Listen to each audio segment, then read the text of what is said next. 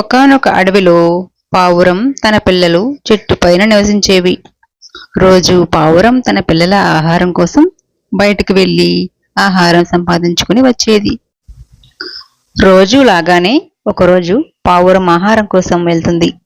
ఎక్కడ వెతికినా ఆహారం దొరక్కపోయేసరికి ఆ తల్లి పావురానికి తన గూటికి రావటం ఆలస్యం అవుతుంది. అందుకు పిల్లలు చాలా కంగారు పడతారు. అక్క, అమ్మ ఇంకా రాలేదు. నాకు చాలా ఆకలిగా ఉంది. అమ్మకు ఏమైందో ఏమో అక్క.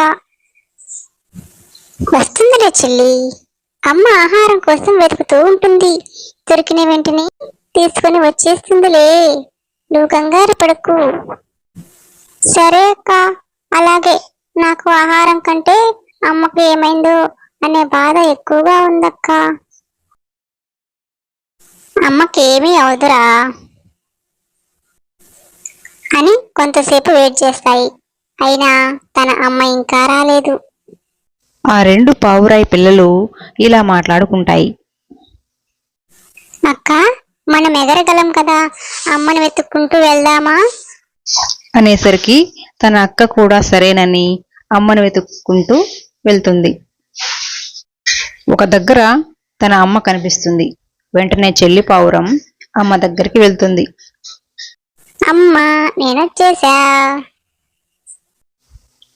అరే, ఏంట్రా తల్లి, నువ్వెలా వచ్చావు? నువ్వొక్కదానివే వచ్చావా? అక్క ఏది? ఇది ఎంత ప్రమాదమో తెలుసా? ఇంతకీ అక్క ఏది? తన రెండవ పిల్ల కూడా తల్లి దగ్గరకు వచ్చేస్తుంది. ఇలా రాకూడదమ్మా, నేను వచ్చేస్తాను కదా. ఆహారం దొరక్కపోయేసరికి ఆలస్యం అయ్యింది. ఇలా ఒంటరిగా వచ్చేస్తే మిమ్మల్ని ఎవరైనా చంపేస్తారు తెలుసా? అవునా? అయితే ఇంకెప్పుడు రాములేమ్మా.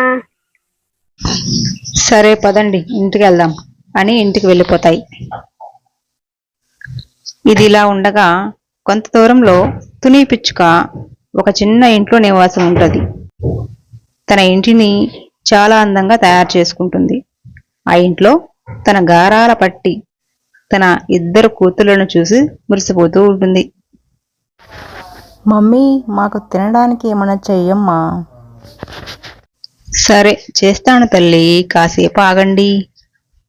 తుని పిచ్చుక వంట చేద్దామని పొయ్యి మీద బాండీ పెట్టి సమోసాలు తయారు చేస్తుంది. తినండి, వేడి వేడి సమోసాలు చాలా రుచిగా ఉన్నాయమ్మా అంటూ బాగా తినేశారు. తిన్న తర్వాత చిన్న పాపను ఉయ్యాల్లో వేస్తుంది. చిన్న పాప అమ్మ కోసం ఏడుస్తూ ఉంటుంది. వస్తున్నారా తల్లి, ఏడవకు, ఇదిగో వస్తున్నా అంటూ తన రెక్కలతో ఉయ్యాల ఊపుతుంది. జో అచ్యుతానంద జో జో ముకుంద లాలి పరమానంద రామ గోవింద జో జో జాబిల్లి రావే వెండి జాబిల్లి నీకోసం వచ్చానమ్మా జాబిల్లి అంటూ జోలపాట పాడుతుంది. చాలాసేపు నిద్రపోయాక చిన్న పాప మళ్ళీ ఏడుస్తుంది. ఏంట్రా తల్లి, మళ్ళీ ఏడుస్తున్నావు అని చూడగా ఒళ్ళంతా ఒకటే వేడి, జ్వరం వచ్చేసింది. తునికి ఏం చేయాలో అర్థం కాలేదు. వెంటనే అంబులెన్స్కి కాల్ చేస్తుంది.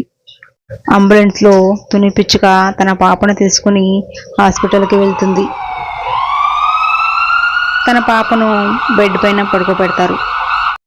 నీకెంత కష్టం వచ్చిందిరా, హాయిగా ఉయ్యాల్లో ఊగుతూ నిద్రపోయేదానివి, ఇప్పుడేమో ఇలా బెడ్ మీద ఉన్నావు అని తన తల్లి బాధపడుతూ ఉంటుంది. డాక్టర్ గారు, మా పాపని కొంచెం చూడండి. ఏమీ కాదమ్మా, జ్వరమే కదా, తగ్గిపోతుంది. చూడండి డాక్టర్, నా పాప అంటే నాకు ప్రాణం. ఈ లోకంలో నాకు మిగిలింది నా పిల్లలు మాత్రమే. చూడమ్మా, చిన్న ఇంజెక్షన్ ఇస్తాను, సెలైన్ పెడతాను, తగ్గిపోతుంది, సరేనా?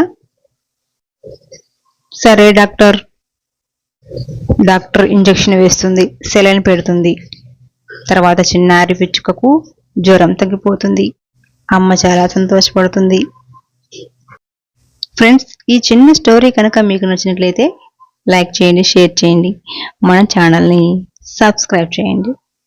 Thanks for watching. Thank you.